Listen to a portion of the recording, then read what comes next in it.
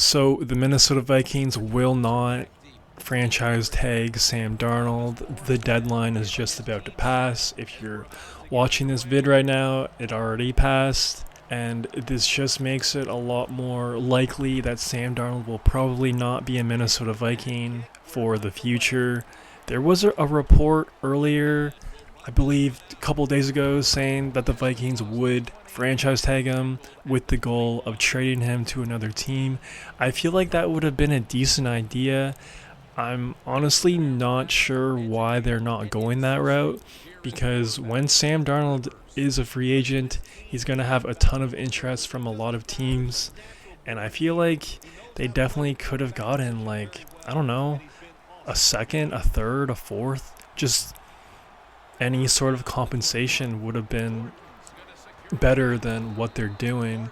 But then again, maybe they're doing right by him. They're allowing him to get paid a monster contract, probably the one and only time he's ever going to get a monster contract.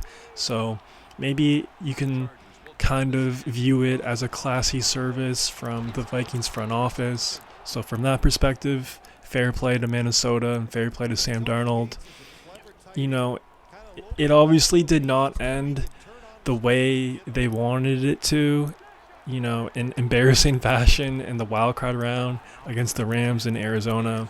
But at the end of the day, man, going into the 2024 season, no expectations for that team, very, very low ones, and especially with J.J. McCarthy going down in preseason. So the fact that Sam Darnold and the Vikings had such an amazing regular season should kind of be celebrated and not looked down upon.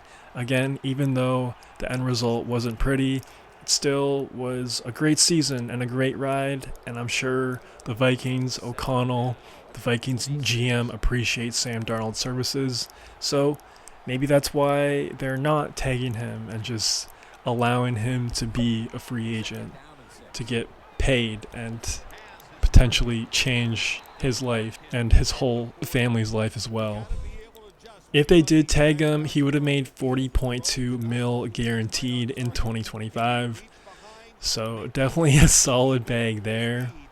And Kevin O'Connell actually had a quote about it, and he had this to say, quote, "He earned the right to be a free agent." So there you go, man. And, there still are reports that they are interested in re-signing him. I feel like that's PR. I really, really do. Because if they were truly interested in re-signing Sam Darnold, they would have tagged him, and then they would have eventually signed a long-term deal. So him and the Vikings wanting to negotiate a new contract, complete PR, because he's going to get a lot richer offers from other teams. I feel like the Vikings offer won't be anywhere as close as to what the Raiders, maybe what the Giants will offer him. But time will tell, man. Time will definitely tell. Let me know where you think Sam Darnold will go. Do you think he'll stay with the Vikings? Do you think he'll go to the Raiders or the Giants or somewhere else? Let me know in the comments below. Now, if I had to make a prediction on where I think Sam Darnold is going to go, it's tough. It's tough. Especially when the New York Giants are involved. Such a dysfunctional organization. Anything is really possible with them right now. Aaron Rodgers, Shedeur Sanders, Sam Darnold. So definitely a strong possibility for him to end up with the Giants for sure.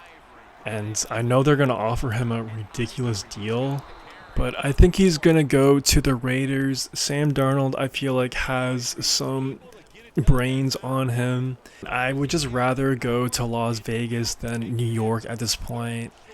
Tom Brady's there. You got Pete Carroll there. It's kind of like a new era in Las Vegas. Plus, I think it'd be kind of fun to live in Las Vegas.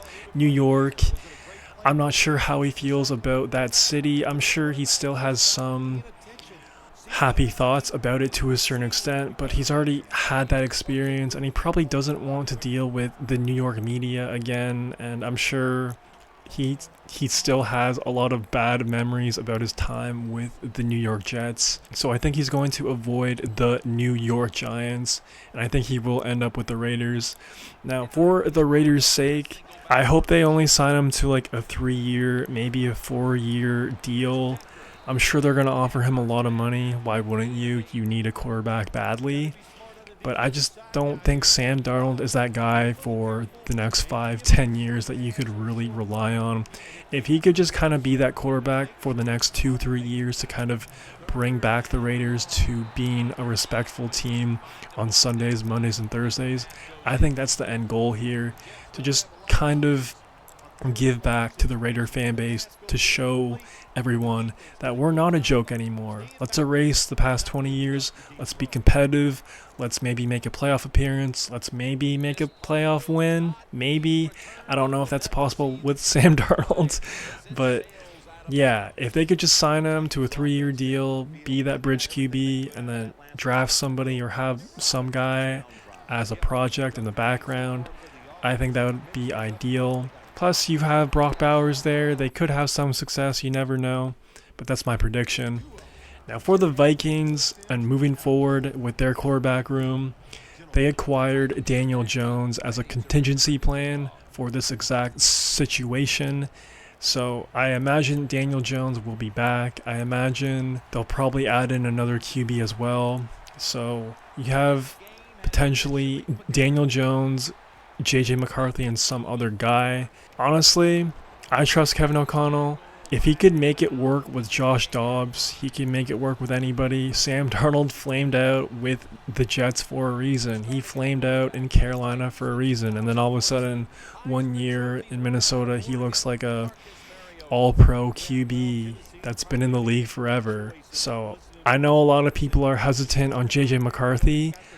I am too, to a certain extent. I'm curious to see how his health will hold up in a full NFL regular season. Definitely a question that needs to be answered. But as far as his skill goes and offensive personnel, he's stepping into one of the best places to be successful in the NFL as a QB. Kevin O'Connell can make it work with anybody, man. Straight up, he can. Now, as a play caller, when it comes down to a playoff game, that still is yet to be seen. 0-2 in the playoffs against Daniel Jones of the Giants and Matt Stafford and the Rams. But as far as him working with QBs and making them look like great QBs for the majority of an NFL season, that's what he's best at. So if J.J. McCarthy's the QB1 week 1, if Daniel Jones is the QB week 1, if Zach Wilson is the QB1, or some other guy's the QB1 week 1 for the Vikings, I think they'll be okay. You have Jefferson, you have Addison, you have Hawkinson. They'll be okay. Plus, kind of an underrated move to have another year with Brian Flores. That continuity on that defensive side is definitely going to be good for them. If they could improve that defense, and if Kevin O'Connell can kind of switch his play calling once it's playoff time, I think this team could be a legitimate threat. Sam Darnold was trash that wild card game against the LA Rams, but I definitely think Kevin O'Connell needs to take the fair share of blame there as well. I think he called a pretty whack game, in my opinion. Just a bunch of deep throws. Like, bro, you need to hit some checkdowns. You need to hit some short throws, some screens to kind of jumpstart the offense. He's just going for these deep 20-yard routes every single play. So hopefully he learned from his mistakes in his 2 playoff losses, and hopefully we could see a playoff win from the Vikings in 2025. You let me know how it's all going to play out, and let me know what you think about Sam Darnold, JJ McCarthy, and everything else in between. If you made this far, please subscribe, like the vid. It'd help out your boy a ton. That's all I got for right now. Peace.